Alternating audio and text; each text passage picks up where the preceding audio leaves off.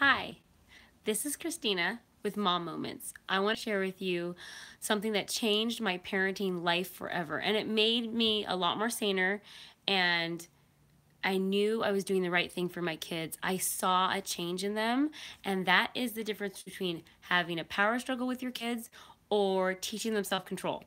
Now, when my children were younger, and of course I had no idea what I was doing with my first child, that poor boy, we did lots of we didn't know what we're doing, but we learned.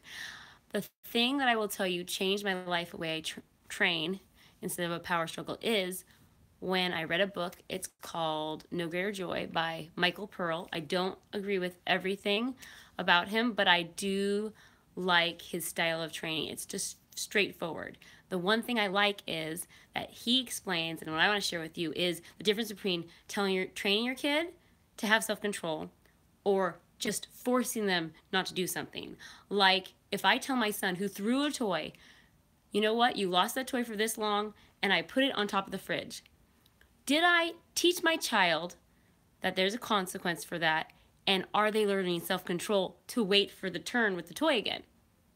No, they're not. Because if I put it up high, the message I'm sending is when you're taller than me, or when you can stack a chair in a box and another chair in a box on top all the way to climb up under the fridge, then you can get it.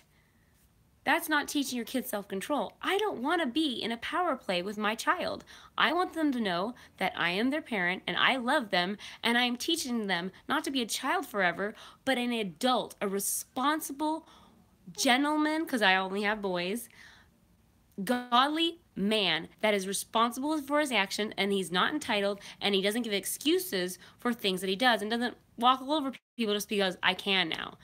So yeah, when my kids do something, I tell them I don't move it. Yes, move knives, not dangerous items, but things that kids can have around them, and you give them a consequence. Say, don't touch it, you can't have it anymore, and if they touch it, oh, there's a consequence.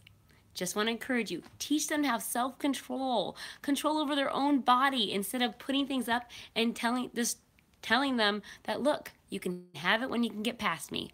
I don't want to do that. I don't want to do that with my teenager. I don't want to do that with my 4-year-old.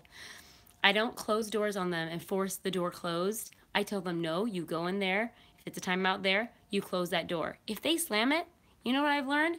Make them close it 10 times gently. I said, I'm so sorry, but you've forgotten how to close a door. So why don't you close that door really gently 10 times? Believe me, they won't do it again. Also, that's the thing. Find something that fits the action. So if he slams the door, he has to close it gently. And it's teaching them self-control. It's not worth it to lose your cool.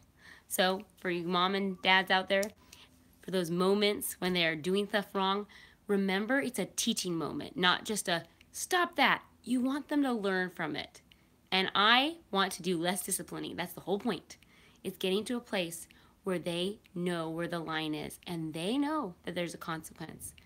And they also know that it's fair and it's loving, and that I'm not going to just take things away from them. I'm going to teach them self-control. It's a training moment, people, not a power struggle. So go out there and train your kids. Okay, take care. Bye.